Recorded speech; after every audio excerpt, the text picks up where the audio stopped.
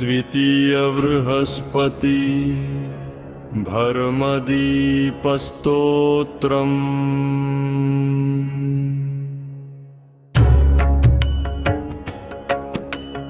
पीताम्बरधरं देवं पीतपुष्पसमर्चितम् धर्मज्ञानप्रदीपं तं बृहस्पतिं स्मराम्यहम्।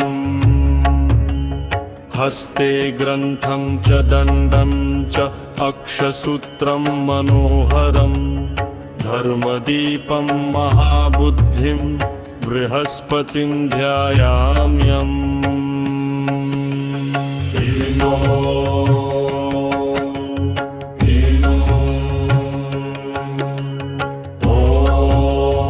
अस्य श्री द्वितीय बृहस्पति धर्मदीपस्तोत्रस्य लेखरञ्जन ऋषि अनुष्टुप् छन्दः। धर्मदीपो बृहस्पतिर्देवता धर्मज्ञानविवृत्ररथे जपे विनियोगः।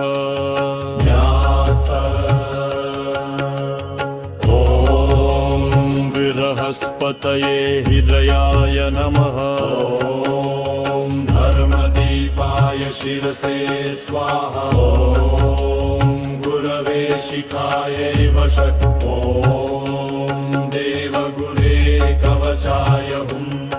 ॐ पीताम्बरधराय नेत्रत्रयाय षट्। ॐ धनाय प्रदाय अस्त्राय फट्।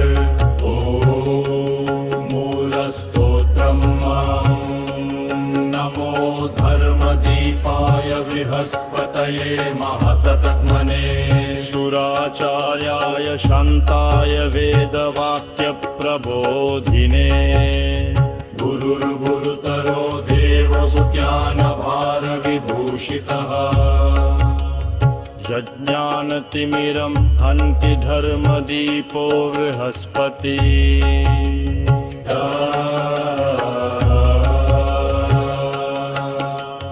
नीतिशास्त्रार्थवक्ता च सत्यधर्मप्रकाशकः। लोकमार्गप्रदर्शी च देवब्राह्मणपूजितः। पीतवर्णो महातेजा पीतपुष्पप्रियः प्रभु। सद्गुणप्रवर्धी च बुद्धिदाता निरामय। धर्माधर्मविवेक्ता च न्याययुक्तविचक्षणः।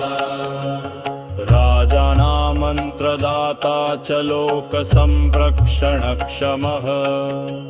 श्रद्धाभक्तिप्रदः शुद्धोदायकवैभववर्धनः। वाक्सिद्धिदायकः श्रीमान् लेखरञ्जनवन्दितः। विद्यावृद्धिकरो नित्यं वित्ततधमसमन्वितः।